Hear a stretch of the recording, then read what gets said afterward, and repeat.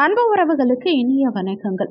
இன்றைய பதிவில் மிதுன ராசி அன்பர்களுக்கு லைஃப்ல ரொம்ப முக்கியமான அவசியம் பார்க்க வேண்டிய ஒரு பதிவு இது. கொஞ்சம் கூட வீடியோவை ஸ்கிப் பண்ணாம முழுமையா பார்க்க முயற்சி செய்யுங்க. வாங்க வீடியோக்குள்ள போலாம்.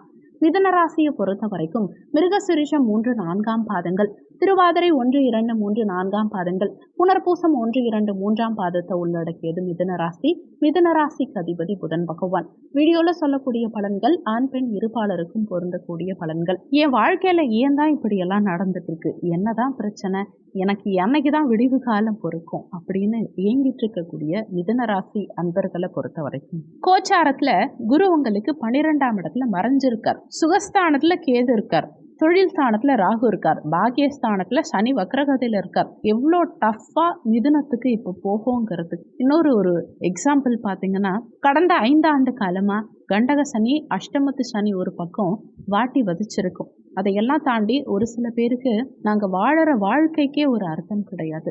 மனசொடைஞ்சு உடல் சம்பந்தப்பட்ட பிரச்சனைகள் நிறைய இருக்கு. மனவேதனை, மன அழுத்தம், ஒரு மன வியாதியே வந்துருச்சுங்கிற அளவுக்கு ஒரு சிலருக்கு மனசுல இருக்கு. அன்பா பேசக்கூடியவங்க மிதுன ராசிக்காரங்க, அன்பால மற்றவங்களை கட்டி போடக்கூடியவங்க மிதுன ராசிக்காரங்க. மிதுன ராசி என்பர்கள் பிரச்சனைய அவங்களே விலை கொடுத்து வாங்கிப்பாங்க. அவங்களுக்கு வேற யாரும் எதிரியா இருக்க மாட்டாங்க. காரணம், அன்புக்கு அடிமை. அவங்க அன்பே அவங்கள சில நேரங்கள்ல தோற்கடிச்சிரும். அவங்க மனசுல ஒரு விஷயம், வெளியில ஒரு விஷயம் அப்படிங்கிறது கிடையவே கிடையாது. எல்லாமே ஒரே மாதிரி இருப்பாங்க. யாருடைய வம்பு தும்பு வழக்குக்கும் செல்லாதவங்க, யாருடைய வாழ்க்கையிலும் தலையிடாதவங்க, யாருடைய பேச்சுக்கும் அடிபணியாதவங்கன்னு கூட சொல்லலாம். இன்னும் வெளிப்படையா சொல்லணும்னா, மிதுன ராசிக்காரங்களை கல்யாணம் பண்ணாலே லைஃப் நல்லா இருக்கும். ஆனா இது யாருக்கு பொருந்தாதுன்னா, மகரத்துக்கும் விருச்சகத்துக்கும் பொருந்தாது. எல்லா விஷயத்துக்கும் ஒரு கண்டிஷன்ஸ் அப்ளை இருக்கும் இல்லையா, அது இதுல வரும். இன்னொரு விஷயம், மிதுன ராசிக்காரங்களை பொறுத்த வரைக்கும் பணம் இருக்கும்போது ஓஹோன்னு செலவு பண்ணுவாங்க, பணம் இல்லைன்னா உட்கார்ந்து ரொம்பவே ஃபீல் பண்ணுவாங்க. அவங்க மனசு ஒரு குழந்தை மாதிரி படபடன்னு வெளிப்படை தன்மையா பேசிடுவாங்க. அதே மாதிரி ஒரு விஷயம் வேணும்னா குழந்தை மாதிரி வந்து கேட்பாங்க. இவங்களோட நம்ம டிராவல் பண்றதே நமக்கு ஒரு பெரிய சந்தோஷமா இருக்கும். நம்ம மனசுகந்து இவங்களுடைய வாழ்க்கையில இவங்கள மாதிரி ஒரு பெஸ்ட் பர்சன் நம்ம லைஃப்ல பார்க்கவே முடியாது. அந்த அளவுக்கு இவங்க நல்லவங்களா இருப்பாங்க. ஆனா இவங்க கிட்ட ஒரு சின்ன மைனஸும் இருக்கு. என்னன்னு பாத்தீங்கன்னா, நாம எப்படி இருக்கோமோ அதே மாதிரி அடுத்தவங்களும் இருக்கணும்னு எதிர்பார்ப்பாங்க. நிறைய பரிகாரம் பண்ணியும், நிறைய கோவில்களுக்கு ஏறி இறங்கியும், நிறைய ஆன்மீக நாட்டத்தை அதிகப்படுத்தியும் உங்களுக்கு பிரச்சனைகள்ங்கிறது அதிகமாக தான் இருக்கு. பெருசா குறையவே இல்லை. போராட்ட குணம் இருக்குங்கிறதுக்காக டெய்லியுமே அனுதினமும் பிரச்சனைகளை சந்திச்சுட்டே இருக்க முடியாது இல்லையா.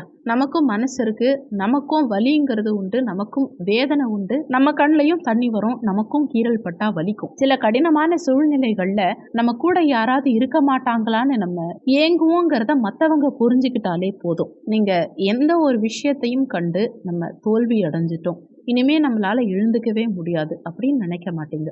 திரும்ப முயற்சி செஞ்சு பார்ப்பீங்க. கர்மாங்கிறது ஒண்ணு இருந்தா அது நம்மள கண்டிப்பா பாதிக்கும். 3 விதமான கர்மா இருக்கு. அதுக்கு 2 வகையான சொல்யூஷனும் இருக்கு.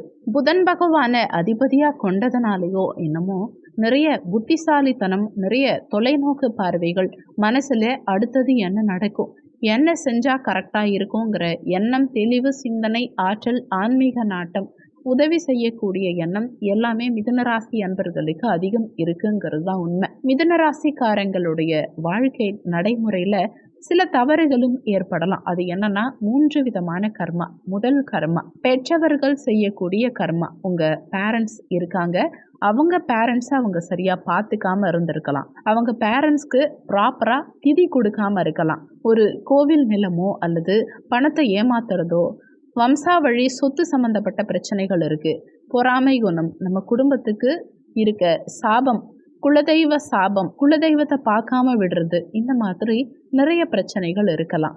அதையும் தாண்டி முன்ஜென்மத்து பாவம், இந்த முன்ஜென்மத்தில் நம்ம செஞ்ச ஏதாவது தவறுகள், தீவினைகள், அது நம்மளை அஃபெக்ட் பண்ணுறது. அடுத்து 3வது விஷயம், நம்ம சுய ஜாதகம்.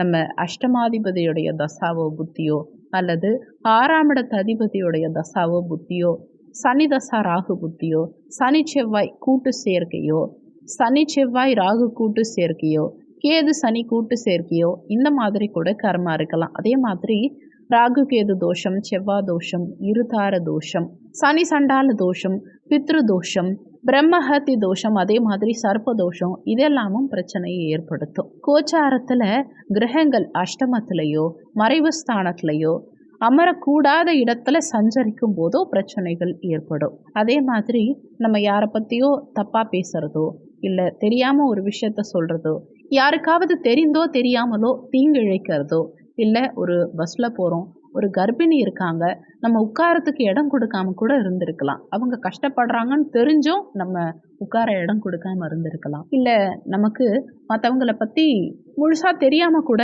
அவங்கள பற்றி ஏதாவது மற்றவங்க கிட்ட தப்பாக சொல்லியிருக்கலாம். ஒரு சில பொருட்களை நினச்சி ஆசைப்பட்டிருக்கலாம். ஒருத்தவங்களுடைய வாழ்க்கையில் நம்ம தலையிட்டிருக்கலாம்.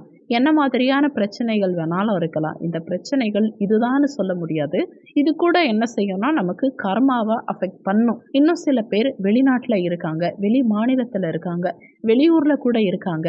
அவங்கள பொறுத்த வரைக்கும் என்னென்னா, நம்ம சம்பாதிக்கிறோம், செலவு பண்ணுறோம், சந்தோஷமாக இருக்கும், வீடு வாங்குகிறோம், இடம் வாங்குகிறோம், ஒரு நாள் லீவ் போடுறோம், நம்ம மேலதிகாரிகளுக்கு உண்மையாக இருக்கணும், நம்ம அடுத்த லெவல் ப்ரமோஷன் ஆகணும்னு நினைக்கிறாங்களே தவிர நம்ம தாய் தந்தையர் சாபம் வந்துடக்கூடாது, அவங்களுடைய வாழ்த்து வேணும், குலதெய்வத்தை பார்க்கணும், வருஷத்தில் நமக்கு எதுக்கு 12 நாள் லீவு தராங்க, அந்த லீவை வச்சு நம்ம என்ன செய்யணுங்கிற அந்த மனப்பக்குவம் இருந்தாலே போதும், உங்களுடைய பிரச்சனைகள் கண்டிப்பாக தீரும். இன்னும் சில பேர் வேண்டுதல் பண்ணாமல் இருக்கிறது. அந்த வேண்டுதல் எல்லாம் என்ன, நம்ம வேண்டிக்கிட்டோம் ஆனால் இன்றைக்கேவா பண்ணணும், நான் உடனே வந்து செய்கிறேன்னு வேண்டிக்கலையே, நான் வேண்டிக்கிட்டேன் அவ்வளோதான், எனக்கு என்னைக்கு லீவு கிடைக்குதோ அன்னைக்கு தான் நான் செய்ய முடியும் அப்படின்னு நினைக்கிறது. ஆனால் இவங்களுக்கு மட்டும் உடனே எல்லாம் நடந்துடணும்னு நினைப்பாங்க. இதுவும் கர்மா தான். இந்த கர்மாலாம் என்ன செய்யணும்னா, நீங்கள் ஒரு நாள் லீவ் போட்டுட்டு உங்கள் குலதெய்வத்தை பார்க்காதது உங்களுக்கு என்ன அஃபெக்ட் பண்ணும் அப்படின்னா, உங்கள் ஆஃபீஸில் 10 நாள் உங்களை மேலதிகாரிகள் கொஞ்சம் வச்சு பிரச்சனைகளை ஏற்படுத்தி விட்டுருவாங்க. உங்கள் அலுவலகத்தில் திடீர்னு ஏதாவது ஜாப் போகுது அப்படின்னா, நீங்கள் உங்கள் வேண்டுதலை எங்கேயும் மிஸ் பண்ணியிருக்கீங்கன்னு அர்த்தம். ஒரு நாள் லீவ் போட்டு உங்கள் அம்மா அப்பாவை பார்க்க முடியாமல் நீங்கள் உட்கார்ந்துருக்கீங்க இல்லையா, அதுதான் காரணம். இது நிகழ்காலத்தில் உங்களுக்கு எல்லாமே கரெக்டாக இருந்தாலும் சரி, எங்கே ஒரு மைனஸ் இருக்கும், அந்த மைனஸை மட்டும் சரி பண்ணுங்க. அதே மாதிரி முக்கியமாக ஒரு விஷயத்த சொல்கிறது பெருசு இல்லை, அதுக்கு சொல்யூஷன் வேணும் இல்லையா. உங்கள் சுய ஜாதகத்தை எடுத்துக்கோங்க. உங்களுக்கு என்ன லக்னம்னு பாருங்கள். நீங்கள் மேஷ லக்னமாவோ விருச்சக லக்னமாவோ இருந்தால் செவ்வாய்க்கிழமை சூஸ் பண்ணிக்கோங்க. அதே மாதிரி கன்னி லக்னமாகவும் மிதுன லக்னமாகவும் இருந்தால் புதன்கிழமை சூஸ் பண்ணிக்கோங்க.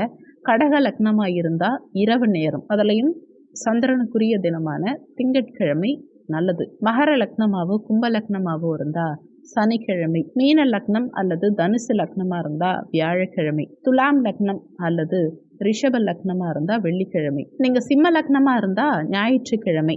இப்படி பிளான் பண்ணிக்கோங்க. அந்த கிழமையில குரு வழிபாடு செய்யுங்க. உதாரணத்துக்கு நீங்கள் ஒரு துலாம் லக்னம் அப்படின்னா வெள்ளிக்கிழமை அன்னைக்கு குரு வழிபாடு செய்யுங்க. முதல் வாரம் கொண்டை கடலை மாலை சாத்துங்க. 2வது வாரம் தாமரை பூ மாலை சாற்றி வழிபடுங்க. 3வது வாரம் அர்ச்சனை செய்து வழிபடுங்க. இதை செஞ்சாலே உங்க சுயஜாதகத்துல கர்மாங்கிறது குறைஞ்சிரும். குரு வழிபாடுங்கிறது எந்த குருவா வேணாலும் இருக்கலாம். ஒரு சாய்பாபாவை எடுத்துக்கலாம், ராமானுஜரை எடுத்துக்கலாம், ஜீவசமாதிகள் எடுத்துக்கலாம், சித்தர்கள் வழிபாடு செய்யலாம்.